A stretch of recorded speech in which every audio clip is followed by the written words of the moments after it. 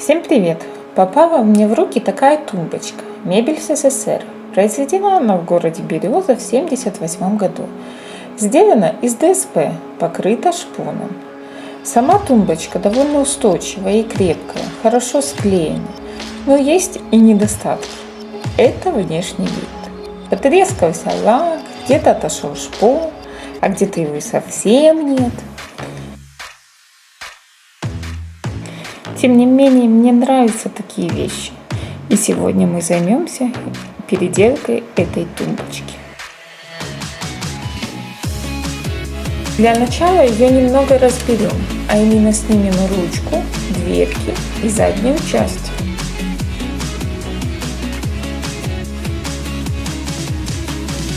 Конечно, удобнее было бы разобрать всю тумбочку. Шлифовка и покраска тогда было бы намного проще, но она очень хорошо склеена, и мы даже не стали пытаться этого сделать. Переходим к зачистке старой поверхности.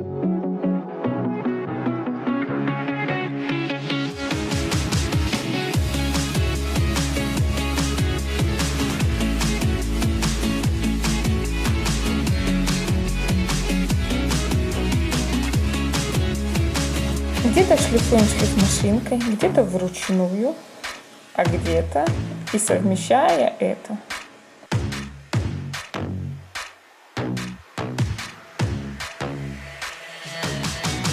Все бы ничего до момента зачистки столешницы тумбы.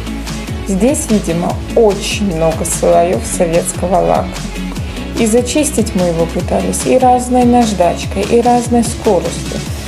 В общем-то, у нас получилось спустя час.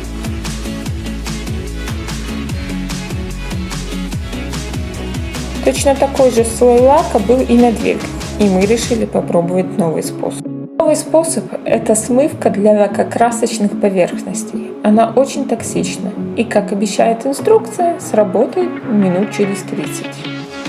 В нашем случае не сработало ни через 30, ни через час. И лучше бы мы ее не пробовали, потому что отставать стал не лак, а шпон.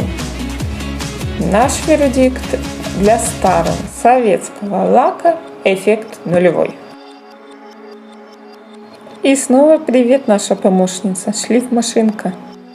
Если вы знаете хорошее средство для снятия советского лака, пожалуйста, напишите в комментариях.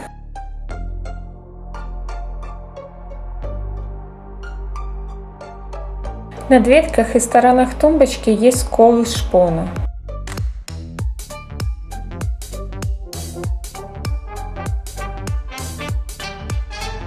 Я их замазываю шпатлевкой по дереву. А также я промазала все сколы на каркасе.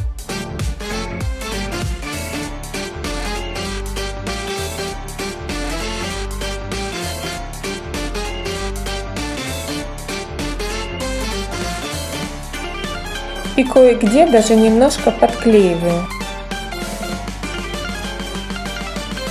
А после опять все шлифую, только в этот раз уже вручную.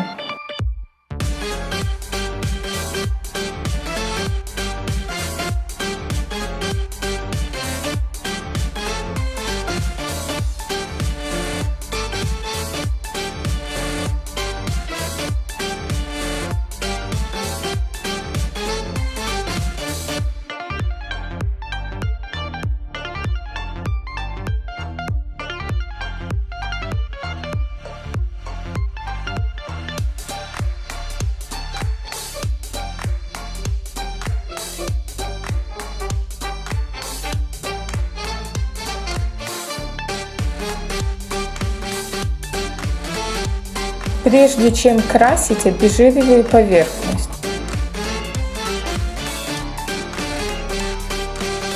А после я прогрунтовываю. Грунт помогает ровно лечь слою краски и предотвращает появление пятен на поверхности.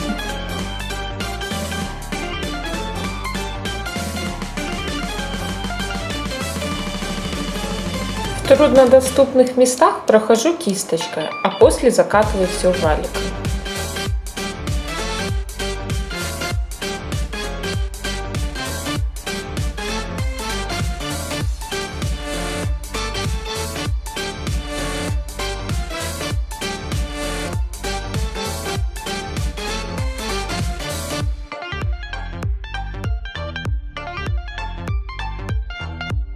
После каждого слоя грунта необходимо отшлифовать, иначе поверхность будет шершавой. Я прохожу наждачкой мелкой фракции.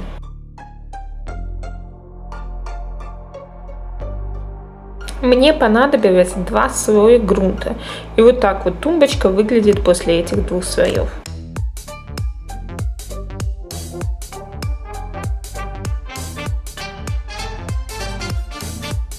Теперь окрашивание. Как из грунта, в сложнодоступных местах кисточкой, а дальше валиком.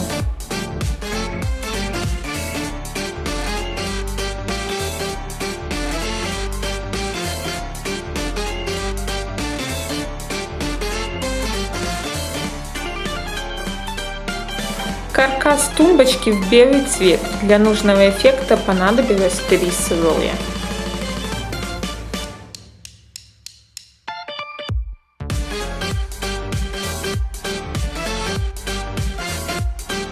Потом дверки. Дверки в серый цвет.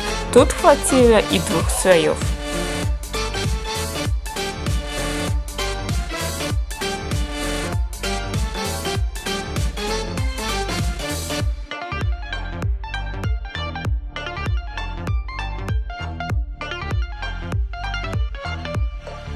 И, наконец, ножки. Они будут черные.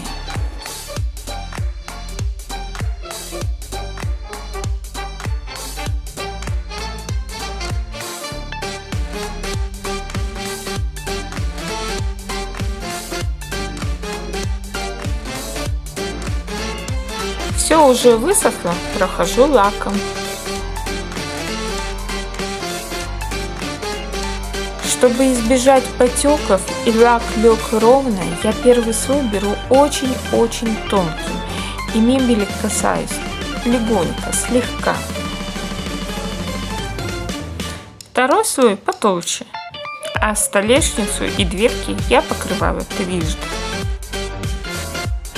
Название всех материалов, грунт, краска я оставлю в описании.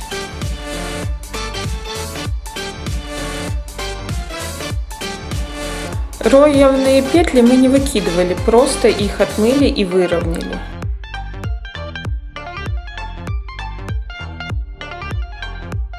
А вот дверную ручку решили заменить. Новая ручка выглядит так.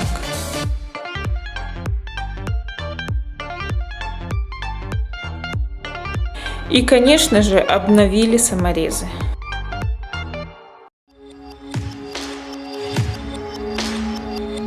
Что ж, давайте вспомним, как выглядела тумбочка раньше и сравним.